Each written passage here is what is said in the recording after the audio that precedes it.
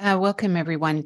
My name is Maureen Wilson, proud to be the representative for residents of Ainslie Wood, Kirkendale, Strathcona, and Westdale. Welcome to a public meeting on the topic of the complete street improvements to York Boulevard and Cannon. It is November the 2nd, 2022. It's my great pleasure to introduce residents of Ward 1 to city staff who are with us tonight.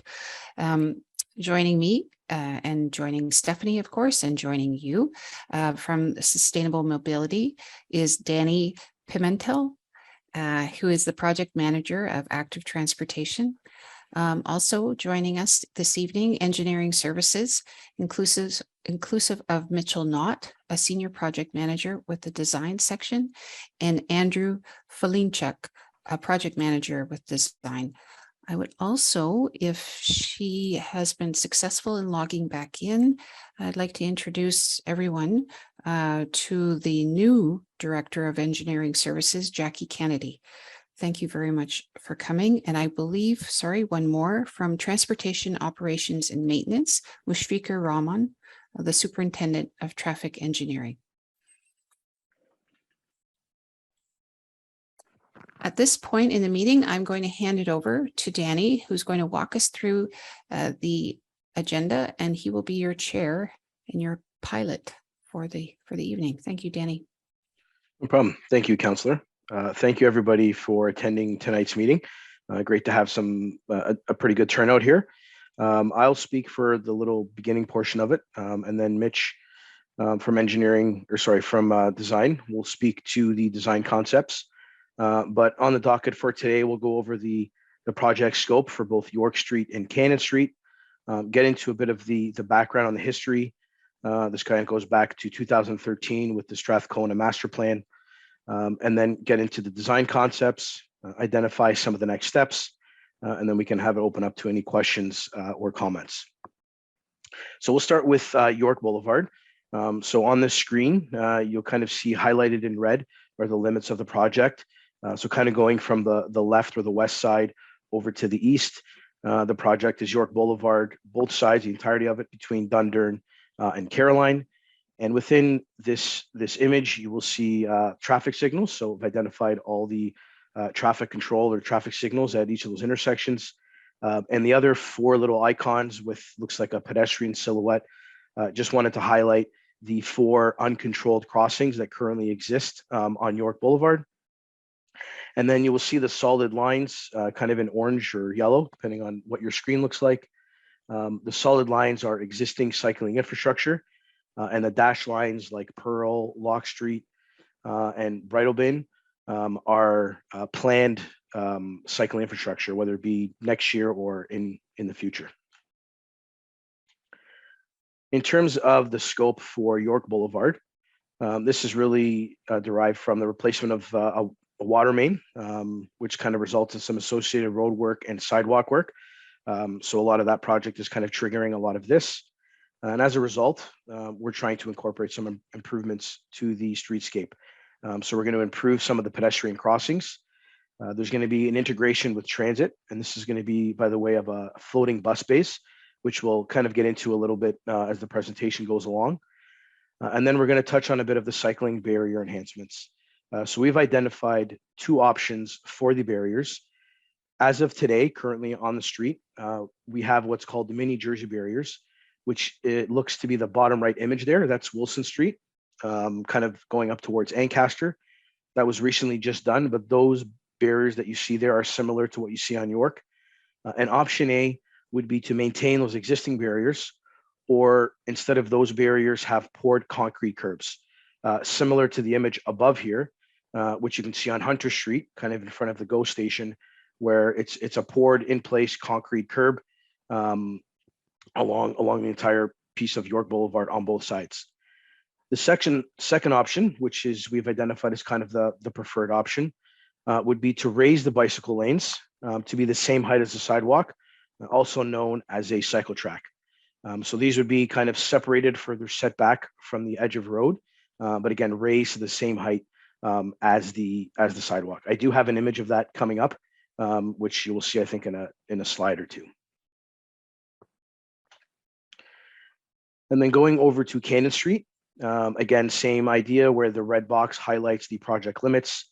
You can see all the traffic controlled intersections. And here there are no uncontrolled pedestrian crossings, so you won't see that. But again, you will see the existing infrastructure. In this case, it's only 3, Bay, Cannon, and York, and kind of how all those tie together. Similar to what's happening on York, that water main work kind of goes over into Cannon. So that's a lot of the driver for this work. And we're going to be looking to enhance some of the barriers along Cannon as well. Between Queen and Bay, the plan is to replace the existing precast concrete curbs, which is what you kind of see in the image there. And that will be either with the mini Jersey barriers that we would take from York, or do some poured concrete similar to what's done on Hunter, and even done further east on Cannon Street. And then between Bay and James, the plan is to replace those concrete curbs with poured concrete. There's just some underground works between Queen and Bay that may or may not allow us to do poured concrete, but ideally we could do poured concrete the whole way, and again provide that continuous, consistent type of barrier along Cannon, what's been done kind of east of James. So in terms of some of the cycling infrastructure features that I kind of mentioned, touched on a few of them. So maybe I'll start with the race cycle track on the left. That's a picture from the city of Toronto. So as you can see, in this case, the bike lane is raised to the same height as the sidewalk. You can see it's the same height as the curb. It is curb face, so it's right next to the road. That is separated by what looks to be a little strip, maybe some tactile difference. And then to the right of that would be the sidewalk. And of course, there's some pavement markings and things like that there as well. Moving over to the right, again, that's another picture from Wilson Street Hill. Those are the mini Jersey barriers. And on the bottom left, those are some of the poured concrete curbs that were installed a couple of years ago on Cannon Street. And then on the right is a raised floating bus bay in Toronto. And kind of wanted to get this image because it kind of gives you that kind of head-on look. But again, it's raised, so similar to a cycle track. It is raised. And what this allows is, from an AODA perspective, if we didn't have this raised piece, buses would be required to enter into the bike lane so that they could be next to the curb to maintain some height to allow passengers to get on and off. But by raising the bike lane here, it's kind of a shared space when a bus is there, so passengers can get on or get off. Cyclists would have to yield right of way to those passengers. And now the bus can stay in that live traffic lane and not enter and exit the bike lane. So I think it makes it a bit easier from a transit perspective to, they stay their course, they don't have to come in and out, and then also doesn't impede into the bike lane. In terms of, I think we mentioned the two options in terms of the barriers and kind of the preferred identification of the race cycle track. We wanted to put together a bit of the comparison between the two, some of the pros and cons. These aren't maybe all the pros and cons, but a lot of these were identified in the 2013 Strathcona Transportation Master Plan. A lot of this had kind of been looked at back then, and these were some of the pros and cons identified there. Maybe first with the two images, again, Hunter Street on the left side. Hunter Street is the poured concrete curbs with those flex posts. And then those mini Jersey barriers, that is a picture maybe a couple days ago on York Boulevard. And then on the right is a recent cycle track at the city of Waterloo. So you can see this is a little bit different than the one we saw in Toronto.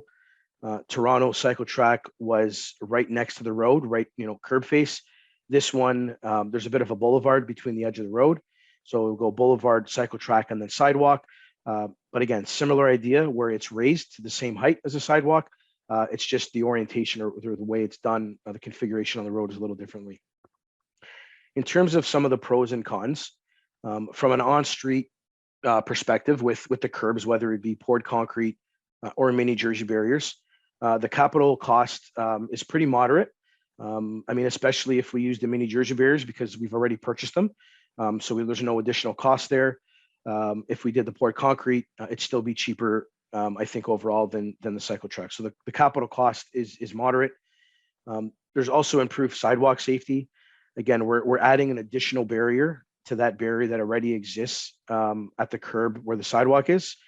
So adding a bit more space. So it's kind of going to improve some of that sidewalk safety.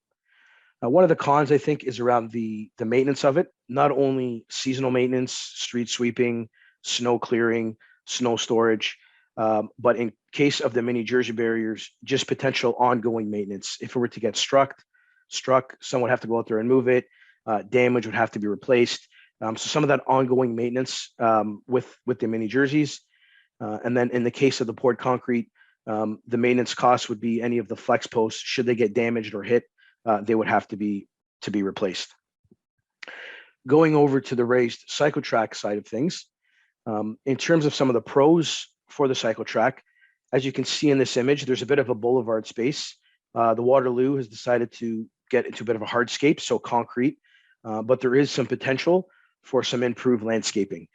So there might be an opportunity to get into whatever it may be, grass, vegetation, trees, whatever, but that potential is there if we go to a race cycle track. I think aesthetically, it looks a little better. We don't have the flex posts. We don't have kind of mini Jersey barriers. You can have some nice colored asphalt, concrete. It just, I think overall, it kind of just makes it look a little bit nicer, a little more permanent. And similar to that of the on-street bike lanes, the further setback, especially in this case in Waterloo here, it's really pushed back. That boulevard space really adds that setback, and it even pushes the pedestrian farther away. So really improves that sidewalk safety. Some of the challenges with the cycle track are going to be your seasonal maintenance, things like maintaining that and snow storage, especially in the Toronto example where it's curb face. The road operators pushing snow onto the cycle track. The cycle track then gets pushed onto the road. So it's kind of this back and forth. It might have some snow loading, but seasonal maintenance is going to be a bit of a challenge with the cycle track. There is a higher capital cost, and this just could be just due to the drainage requirements that a cycle track may have, whereas the drainage challenges may not be there with the on-street. And another con would be, not a con, but just some negative to it, is the additional education. We don't really have this type of infrastructure within the city currently. So having things like a cyclist being right next to the pedestrian at the same height, traveling along the exact same line as a pedestrian and set back, cars may not be expecting a cyclist to be at that height and pushed away from the road that much, whereas they're used to seeing them on the road right beside them. So just a bit of something to get used to. It's new. So a bit of that kind of additional educational requirement for the race cycle track. So I have a couple slides on a bit of on a bit of the background and the history and how we kind of got to where we are today. So in 2014, bike lanes were painted on York Boulevard, really between Dundurn and Queen. And this really came out of the Strathcona Transportation Master Plan, which was completed in 2013. From that, in 2019, was a LRT enabling project. So at one time, LRT was, I believe, kind of seen to come through here. And the intent was maybe not to come through here, but it was to accommodate some of the LRT construction. And that would be to include increasing the westbound traffic capacity, as well as adding a south side two-way cycle track. So currently the bike lanes on York are unidirectional. So they go with the flow of traffic on each side of the road. But the plan back in 2019 was to bring everything to the south side and have a two-way cycle track, similar to what you see on Bay, Cannon, and now Victoria. In 2021, kind of as a pilot to kind of test out some of the mini Jersey barriers, we implemented those mini Jersey barriers on the bike lanes within the existing buffer widths. And I think that's been received pretty well. And then a couple of other items. Our truck route master plan was recently approved by council. And we should note that trucks are permitted or will still be permitted west of Bay. East of Bay, it will be limited to 4 axles, but trucks will still be permitted west of Bay out into Burlington. Similar timelines in terms of 2022 was the approval of the Complete Streets Design Manual approved by council. And the intent of Complete Streets is really to provide guidance on how to design streets with the priority shifting a bit to of more of your vulnerable road users, and maybe not necessarily predominantly to the vehicle. And that tied in nicely to York because that gave us the opportunity to apply that complete streets lens to this project and really find ways to improve, both the pedestrian realm, the cycling realm, and as well as the transit operations atmosphere as well. About a month ago, we also did a walkthrough with a number of residents from the Strathcona area. And we essentially walked the corridor starting at Queen, doing a bit of a loop, heard from the residents in terms of some of their questions, comments, some of their concerns, and really went over a bit of its design without getting into the detail that we'll get into today. But I think we had about 15 to 20 residents, and we've shared those comments internally with some staff. So in terms of why are we doing this, or how does it align with some of our corporate goals, not to mention kind of Vision Zero and that kind of thing, but the strategy behind this is we definitely want to increase our citywide cycling network in the Strathcona neighborhood, but also increase the quality of that infrastructure. So getting into some good quality barrier separated bike lanes would be great to enhance and increase that network across the city. This York Boulevard piece does form a significant portion of our infrastructure. Essentially, it will connect West Hamilton, Westdale, through Bridlebane, over to Cannon Street, which is one of our premier facilities, and then with plans eventually to connect over to Burlington. Burlington is doing some work on Plains Road, which connects into York. They're doing a similar approach with a separated facility. So this will tie into Burlington to kind of really maybe serve a bit of that commuter route. Another aspect of this is to enhance the transit service, and not necessarily enhance, the time of the service, but enhance the passenger experience and the operations of transit. So transit doesn't have to enter the bike lane. They can stay in their existing lane, allow passengers to get on and off, meet their AODA requirements, and then proceed on their way, as well as the introduction of the 2 pedestrian crossings, which you'll see as we get into a bit of the design, but removing those 4 uncontrolled crossings and kind of consolidating them to 2 signalized crossings. And as mentioned before, this overall, I think, supports our complete streets design manual. So I'll just get into a bit of the concepts, and then once we get into the detailed stuff, Mitch will kind of take over. But here in the image, you can see on the left, that's King Street at Macklin. So that's been in place for quite some time. This is the city of Hamilton. That's an example of a raised bus stop.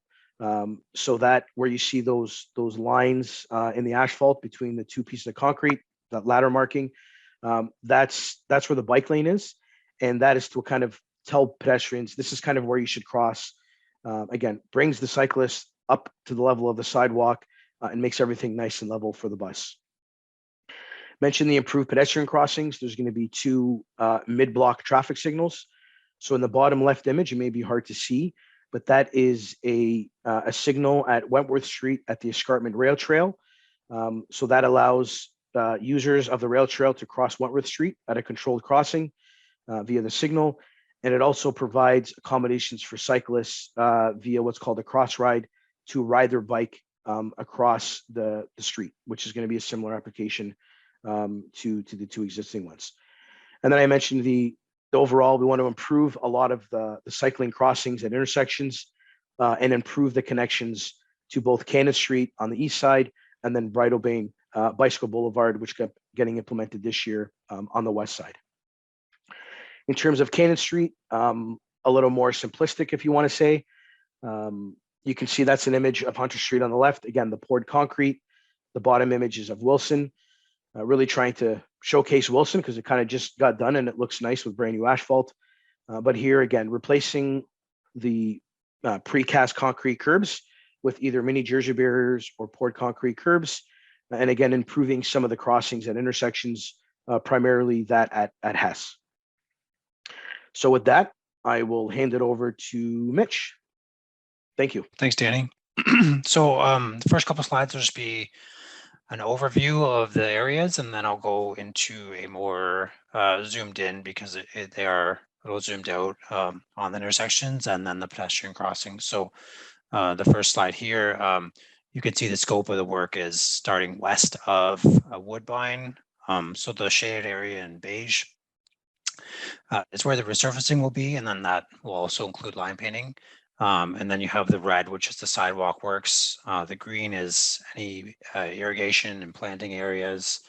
And then the purple is where you'd have the elevated cycling track. So the option that we are presenting today is option A, which is the most similar to what's out there now, whether that be the mini Jersey barrier or the poured concrete, which Danny thoroughly explained there. So just looking at this overview right now, we have Dundurn intersection, and then we have a controlled pedestrian crossing, and then we have the removal of the 2 uncontrolled pedestrian crossings, which are just the sidewalk in the middle of the island. So with the design of the Dundurn, we are going to see the removal of the two slip-offs, which will result in the pedestrians having to cross to those pork chop islands, as we call them. And then we are going to have the 2-way cycling connection to the south side and to the east side. And then I'll move forward to the next slide, which we can look at Dundurn intersection. There you go, Danny. Thanks. So if you guys can see here, you have the shaded areas I explained before. So you do have Woodbine, which has that cycling facility. So there's going to be a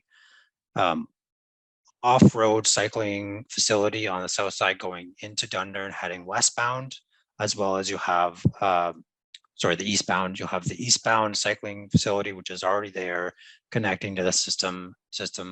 And then as you go into the intersection, you're going to have a crossing on the east leg of the intersection for both directions of traffic to connect the south movement to the north movement, and then westerly. So kind of at this intersection, what we're trying to accomplish is we're trying to safely move cyclists in all the various options and directions. You have with the Woodbine connection there, you do have a lot of movement in different directions. So we're trying to incorporate a complete street approach to this intersection, which has been identified as it needs some work, and then remove the slip-offs as well. So this intersection is kind of the one that we focused on in the prelim design stage. So as we approach Locke and Queen Street, you kind of see those ones aren't quite as done relative to this one, but we'll be implementing very similar design components to those intersections as well. So I believe that's it. So then moving easterly, we have of what will be the protected crossing. So once again, we're trying to align the protected crossings a little bit better with the bus stops as well. So there is the bus stop shown on the north side there in the orange and red. So Danny had shown the one in Macklin. So regardless of option A or option B, which Danny mentioned, we will be doing elevated bus stops. So we're going to be removing the need for the cyclist the bus to weave into the cycling lane with either option. So also with the protected crossing, it's not just pedestrians, it's also for the cyclists. So we're connecting into Golf Gate. Hopefully I'm saying that right. Stephanie, correct me if I'm wrong, but so we're providing connection to that as well. Annie, thank you. So the next slide is just more of, again, an overview, and we'll zoom in. So you do have Locke intersection here, and then moving easterly, we have another controlled crossing. So as part of the Locke, so we'll be consolidating the 2 uncontrolled crossings into a mid-block. So we'll have the cycling crossing at Locke Street, which I'll show more detail, but essentially on the west side of the intersection, to the left side of the intersection, the intentions is to do a cycling crossing there to once again connect to everything in terms of if you're heading eastbound on York and you actually want to head westbound, and in the end you can cross there and then you can continue westerly. So along with that, we'll be increasing the islands between the intersections. So right now you do have, I think on the west leg, actually Danny, maybe just go to the next slide. So I think it's zoomed in. Yeah, there you go. Thank you. You do have the two kind of islands where pedestrians can get stuck. So the intention there is to increase the size of them, and then also increase the duration of the crossing time so that no one is getting stuck. Then we're also making the one on the east side there on the right side larger and providing more concrete space there as well. So just trying to clean up this intersection, make sure that the crossings are more perpendicular. That's been improved on the left side there, but on the right side it is difficult just because of the alignment of the intersection. So perfect. Moving along. Thanks, Danny. So as we head easterly, we have the controlled crossing at I believe it is McGill and blank here. But to remove the two unprotected ones, we're combining one into a protected one, shown by that white thing there. So, and then once again, same idea, cross ride at those. And then moving along, Danny. We have a zoomed in photo of the pedestrian crossing, so you can see there's a purple end behind there, so that'd be where the cyclist crossed, and then you also have the pedestrian crossing. So once again, trying to align those with the bus stops, with elevated bus stops, which will be raised. So moving easterly, we have Queen Street here, and then we also have Hess Street. So at Queen Street, we'll be applying the same kind of complete streets components that you saw on Dundurn. Once we get into the detailed design, once again, just expanding the concrete, keeping the traffic movement here at this intersection, and then moving easterly of that, we have the U-turn that's currently in that parkette, I believe it is. So we'll be removing that because the transportation master plan no longer needs that movement for the trucks, but we will still be allowing the left turn movement off of Cannon onto Hess by extending the two-way conversion of Hess southerly. So you can continue to make that movement if you're in a vehicle. It's just not needed to have that U-turn, Michigan U-turn as they call it, located there. Just it's unnecessary at this point. So, you know, we have reached out to LAS to say, hey, there's a green space here. So they're gonna actively look into how we can use that space, but that may be outside of the scope of this project, but that's something to kind of look forward to. So, and then as we move east along Hess, we're kind of putting Hess on a bit of a road diet because that road is a rather large asphalt parking lot where we've already actively crossed out a lot of the road. So the intention is to kind of put that on a road diet, bring the cycling off the road where you can see that purple line on the west side there, so they can make that movement from the cycling on York all the way to the cycling track that's on Cannon. So here you're kind of getting in from the unilateral cycling to the bidirectional, which then would continue along Cannon, but at the same time you're going to have a crossing from that multi-use path or cycling track to the north, so that you can head westbound along York and continue towards Burlington. So, and just showing the limits to the east there. So one thing we're trying to accomplish there, we're trying to shrink the lanes. Now this is heading east of Hess on York, east of Hess to Caroline. We'll be reducing the lanes so that we can provide a barrier between the existing cycling track right now. I do not believe has a barrier in place just because there isn't enough room. So by reducing the lane width there, we can accommodate a safer and enhanced cycling facility. And then on the right-hand side, it's just kind of more zoomed in view of that cycling track or elevated cycling facility along Hess Street. So we will have a sidewalk there too for both users to actively use that corridor. And then on the next slide, we're approaching Cannon Street. So this one will be, Danny mentioned before that we're either going to be doing the multi or the mini Jersey barrier or the poured concrete, just to keep consistency with the rest of Cannon. And then we'll be looking at the driveways that really aren't active and filling those in with barriers, and then also looking at turning radiuses to see if we can reduce the breaks in them just to accommodate the driveways, because I know cars parking, and I did see a question there about cars parking in those, so we'd want to try and minimize that, because that's definitely something we're not trying to promote. So next. So this last one is going to be from Bay to Hess. So same thing, resurfacing along the stretch, and then either putting in the mini Jersey barrier or the poured concrete, and then closing in the gaps for the driveways and reviewing those gaps.